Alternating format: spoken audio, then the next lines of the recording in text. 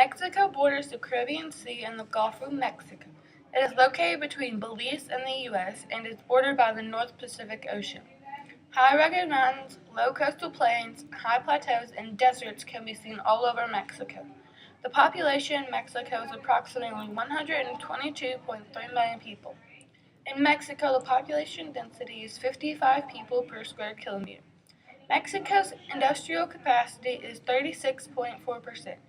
Major industries in Mexico include food and beverage, tobacco, chemicals, iron and steel, petroleum, clothing, motor vehicles, and tourism. The major resources in Mexico are petroleum, silver, copper, gold, lead, zinc, natural gas, and timber. Mexico's infrastructure includes waterways at 2,900 kilometers, roadways at 377,660 kilometers, railways at 17,166 kilometers, heliports at 11, and airports at 1,714. Mexico's technology includes mainline telephones, cellular telephones, radio broadcast, AM and FM, TV broadcast stations, and internet. In Mexico, the car users are removed from the circulation one day a week and one Saturday a month, depending upon the N number on their plate and the pollution rate. Air pollution has been a major issue in Mexico for decades. Levels of almost any pollutants in Mexico's air now regularly break international standards by 2 to 3 times. Ozone, a pollutant that protects us from the solar radiation in the upper atmosphere, is dangerous to breathe in. In Mexico, the levels of ozone are twice as high as the maximum allowed limit. The limit for ozone intake is 1 hour a year, but in Mexico, the people live with it for several hours per day every day. The air in Mexico City contains many types of pollutants. Most of these pollutants come from the car exhaust. Some of these pollutants include carbon monoxide, nitrogen dioxide, ozone, benzenes, and aldehydes. These pollutants may not be visible, but they are more or less toxic. Currently, more than 12 million people lack drinkable water in Mexico, especially in rural areas. The most affected water-related problems in Mexico are due to the distribution. The system used to supply water to the Valley of Mexico creates more than 2 billion tons of carbon dioxide per year, majorly contributing to global warming. Mexico City has begun to sink 30 centimeters per year due to the extracting of underground water. The tap water in Mexico City comes in a variety of colors, flavors, and textures. The most common cause of waterborne illness is bacteria such as E. coli and Salmonella.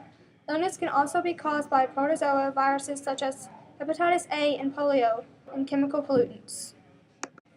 Due to the high pollution rates in Mexico, there is about 12,000 tons of solid waste every day that is created. All of this waste that has been created was being sent to a massive landfill. The government was pushing to close this landfill. Finally, in 2011, the government got what they wanted. The dump closed, but no new alternatives were made for the placement of the trash. Piles of trash were dumped in illegal sites and lined the streets. The official solution to this problem was to have the residents of Mexico trade their reusable trash for food.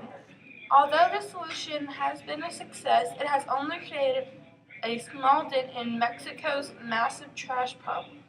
Only 12% of Mexico City's waste typically gets recycled. Radioactive waste is being dumped into the Gulf of Mexico. For many years, the U.S. Navy has been dumping lots of barrels of radioactive waste into the ocean, not very far from the shore.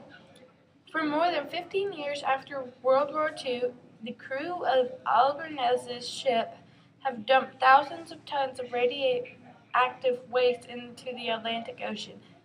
The dumps were located not only in the Atlantic Ocean, but in or near the Gulf of Mexico, and some were close enough to the shore that it caused minor problems. The population of Mexico has been living in extreme pollution.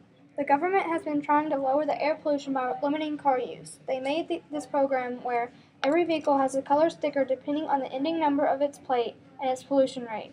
This program works by removing these vehicles from circulation one day during the week and one Saturday per month. Mexico is running out of clean, drinkable water.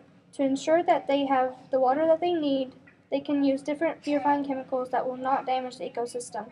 If they used different, more eco-friendly materials, maybe the water would be less polluted and safer to drink. If these things go left unchecked, then the pollution will get worse. The air will be completely unsafe to breathe, and there will be no water that is drinkable.